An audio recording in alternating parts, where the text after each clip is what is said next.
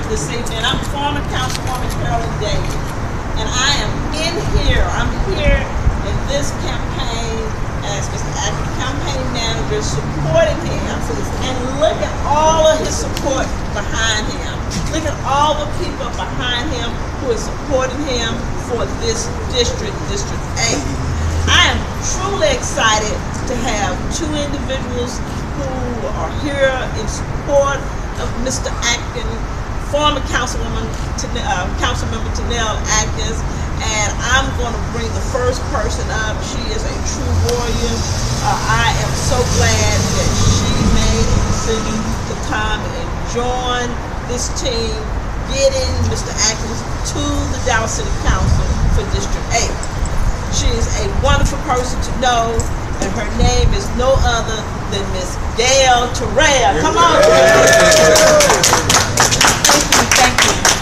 It's a great opportunity to be here with Councilman Tanel Atkins, and also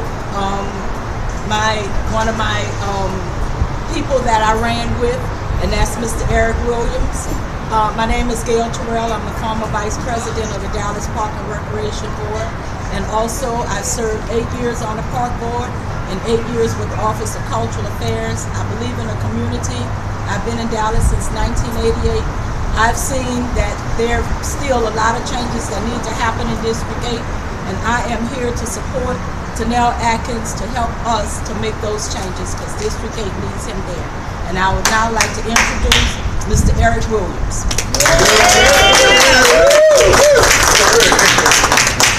All right, I'm Eric Williams, former Dallas City Council candidate for District 8. I am here to show my support for our new councilman, Tanel Atkins. I'm here because I really want to separate the unity from the confusion that we've had. We're really looking for unity in our community here, and I think Mr. Atkins is well suited and well fitted to take us in the next few years, the next generation, however we want to look at it, to help our community uplift themselves from all of the issues that currently prevail in our community. I think that Mr. Tanel Atkins would be the best fit to unseat Mr. Eric Wilson and send it back into the classroom where he came from.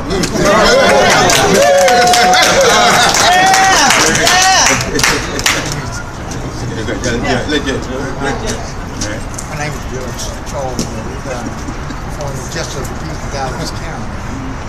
And one of the reasons that I'm involved in this is because I live in the Howard Woods, and I see the progress that we've made in our community. All because of Mr. Atkins. In his last term, Mr. Atkins have given us the Exxon station, a grocery store, a library, and many other economic developments that have happened in our community because of his hard labor. We can no longer allow North Dallas money to control our district.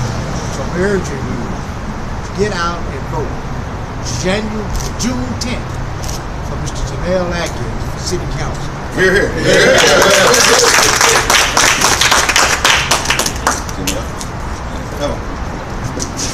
You know, I'm just proud to be here today.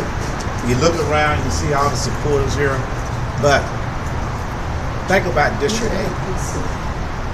District 8 outgrew the city that was to the north.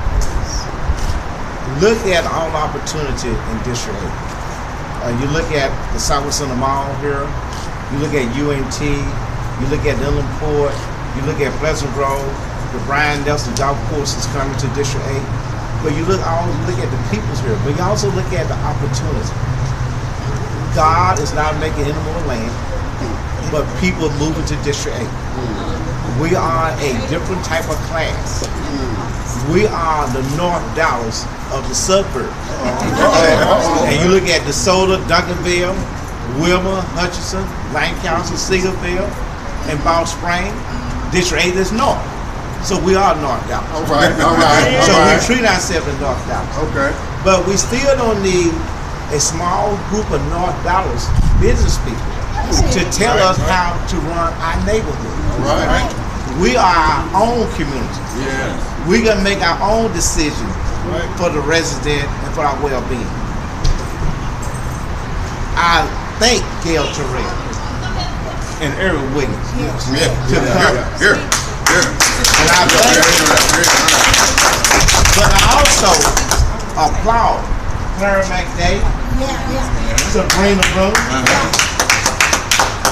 and Gail and everyone, the same people who run against each other is coming together as a community.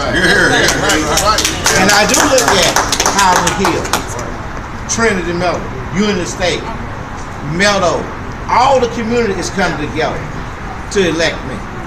But not only that, look at the Dallas Police Department, the black, the Hispanic, even the Police Association, the Retired Police Association, all of them is coming together, even the union, the American Teacher Association. All those people come together to look at what? One candidate.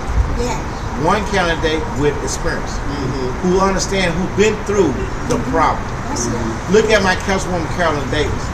Now, you ever think a council person will come here and manage another council person's election? That's unheard of. It's unheard of in Dallas, Texas. That's right. But she came over here and she said, we need grassroots.